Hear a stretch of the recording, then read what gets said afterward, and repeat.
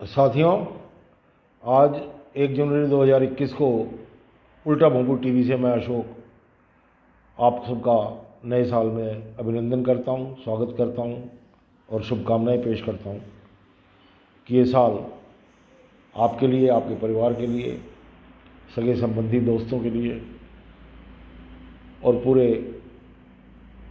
भारतवर्ष के सभी नागरिकों के लिए शुभ हो और हम लोग पिछले साल की सभी परेशानियों को भूलकर आगे बढ़ें और नया साल हम सब लोगों के लिए स्वास्थ्य, सेहत, समृद्धि और खुशियां लेकर आए।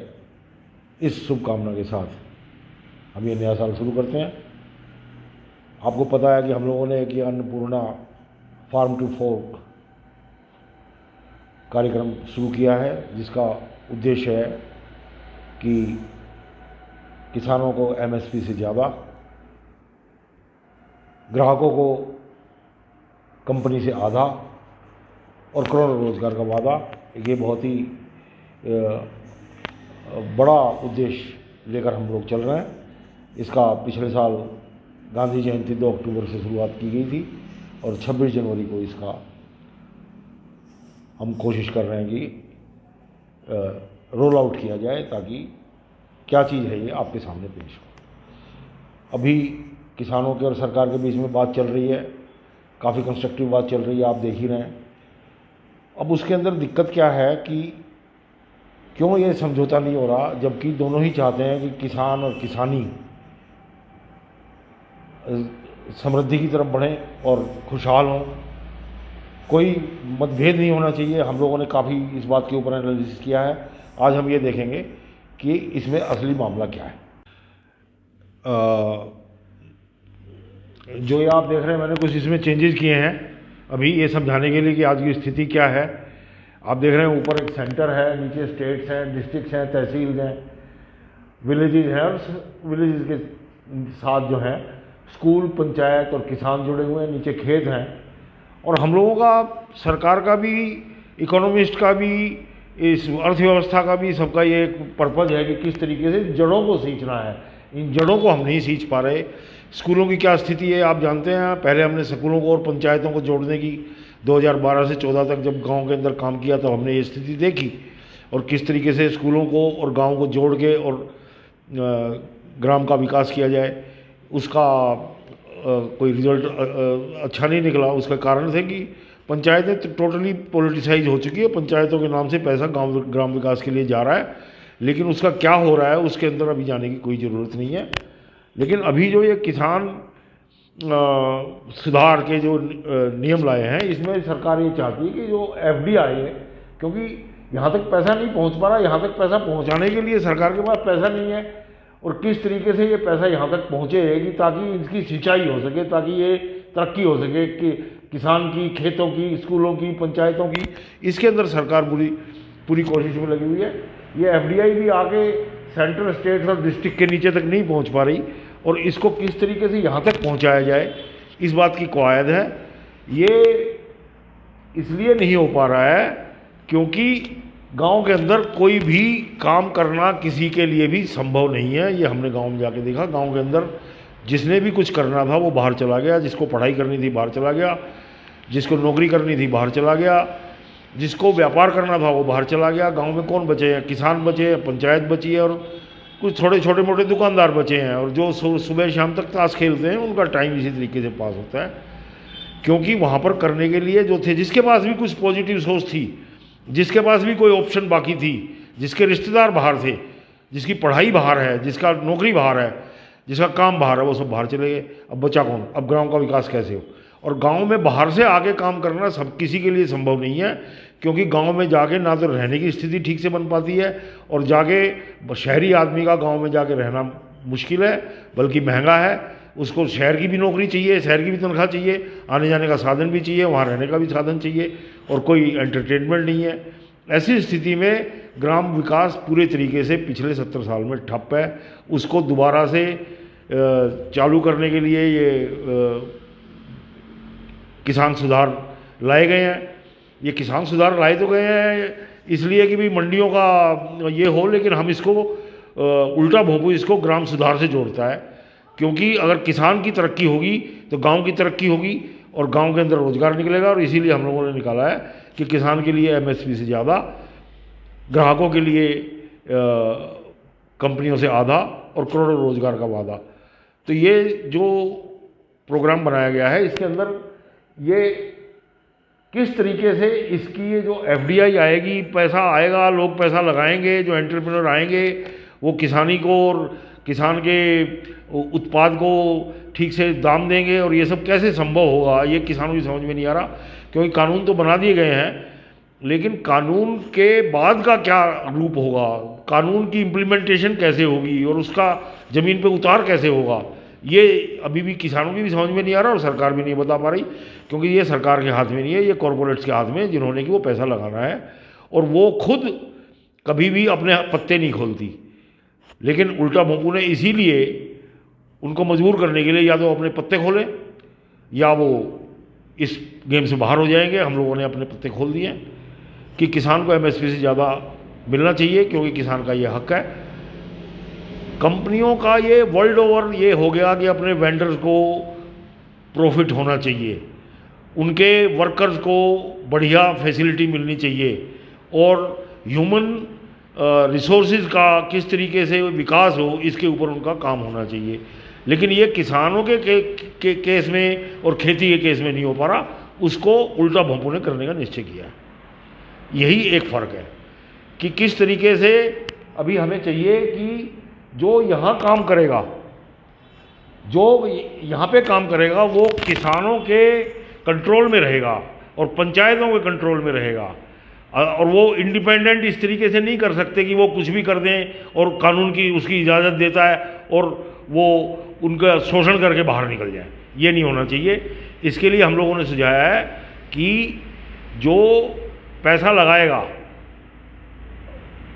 खेती के अंदर, अगर वो किसान के खेत में लगाएगा तो उसको ये फ़ायदा है कि उसको ज़मीन खरीदनी नहीं पड़ेगी, जो कि बहुत महंगी हो चुकी है, जिसकी वजह से उसकी कॉस्ट कम आ जाएगी और उसको ये फ़ायदा होगा कि वो किसान के खेत में किसान के साथ एग्रीमेंट करके ये लगाए। अब वो एग्रीमेंट कैसा हो, एग्रीमेंट ये नहीं होगा कि भाई वो पार्टनर बन गए, एग्रीमेंट ये होगा कि कॉन्ट्रैक्ट दिया गया कि ये ज़मीन आपको एक लीव एंड लाइसेंस पे दी गई है, आप इसके अंदर तब तक काम करेंगे जब तक कि आप मेरी सारी टर्म्स एंड कंडीशन जो आपके और हमारे बीच में लिखी गई हैं उनका पालन करेंगे, और जितना मेरी ज़मीन की कीमत है और जितना पैसा आप लगाएंगे दोनों का शेयर उसके हिसाब से होगा।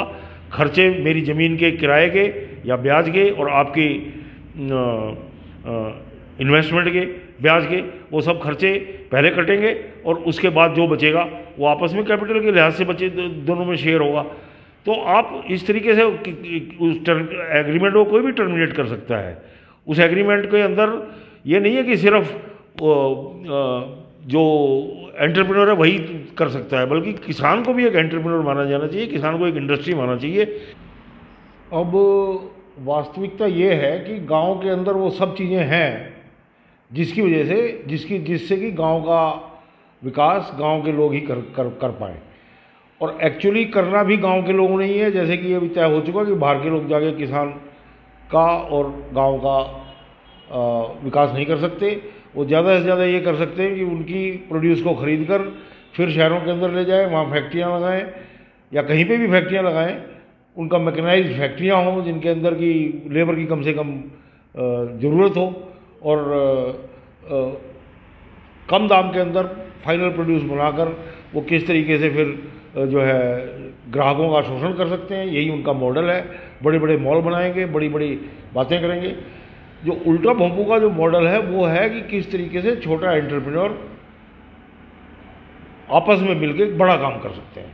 और इसीलिए हम लोगों ने ये एक एग्रीप्रेन्योर की ट्रेनिंग का कार्यक्रम शुरू किया है, जिसके अंदर की हर एक काम करने के लिए जो गांव के अंदर हो सकते हैं, गांव के लोगों को, गांव के युवाओं को, गांव के बहुत से जो लोग अभी बाहर से भी गांव चले गए हैं और नौकरियां ढूंढ रहे हैं, उनको किस तरीके से काम पे लगाया जाए और वो मिलके वो काम करें। क्योंकि आप सब जानते हैं कि काम और धन, पैसे में कोई कमी मतलब कि विरोधाभास नहीं है। अगर आप काम करोगे तो कमाओगे। काम work is equal to money, इस थ्योरी के ऊपर काम हो रहा है उल्टा भोंपू में।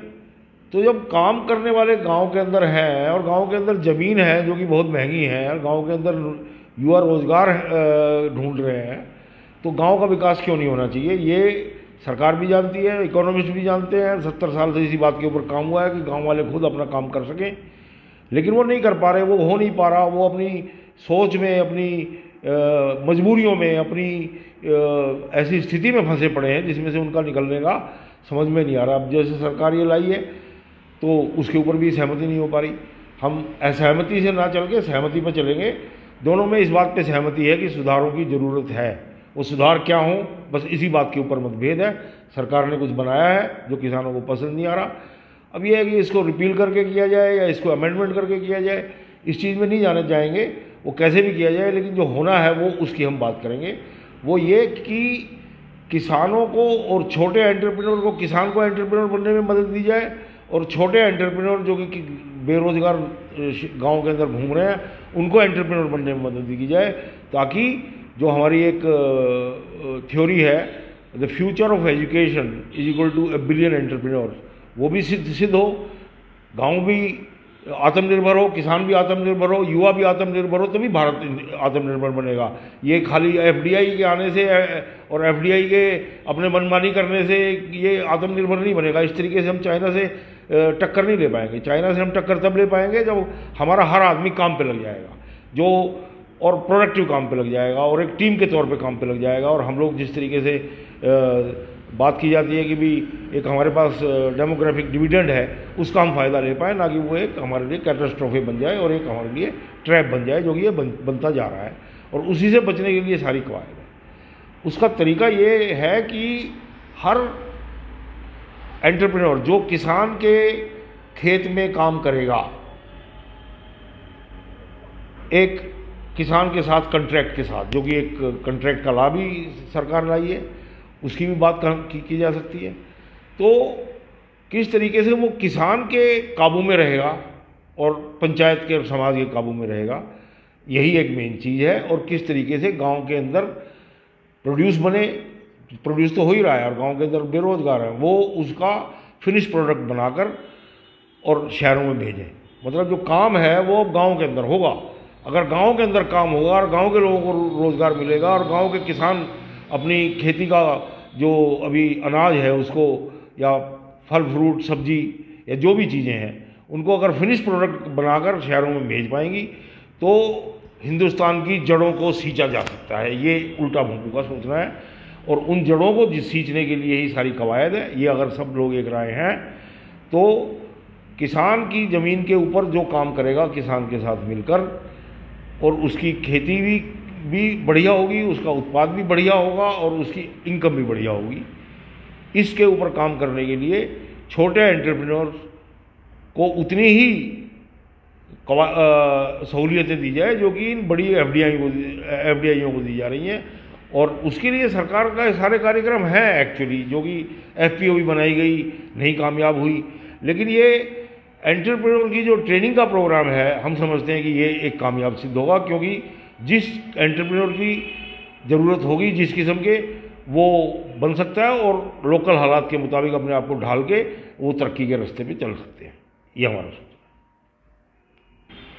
तो साथियों, लबोलबाब ये है कि जो ये छोटे एंटरप्रेन्योर गाँव के अंदर बनेंगे या किसान एंटरप्रेन्योर बनना चाहेगा और किसान एंटरप्रेन्योर बनेगा, और किस तरीके से ये लोग अपनी उत्पाद का टेक्नोलॉजी भी उसके अंदर डाल सकते हैं, किस तरीके से उसका सुधार कर सकते हैं, किस तरीके से उसमें वैल्यू एडिशन कर सकते हैं, इनकी फिनांसिंग कैसे होगी, इनकी फिनांसिंग का क्या रास्ता है, क्या इनकी फिनांसिंग तो हो नहीं पा रही।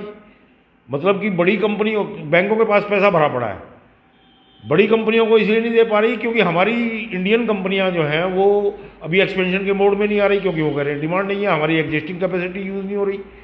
बाहर की कंपनियां आ रही हैं तो वो कह रही हैं कि हम अपने तरीके से काम करेंगे, हमारी कंडीशन के ऊपर काम होगा।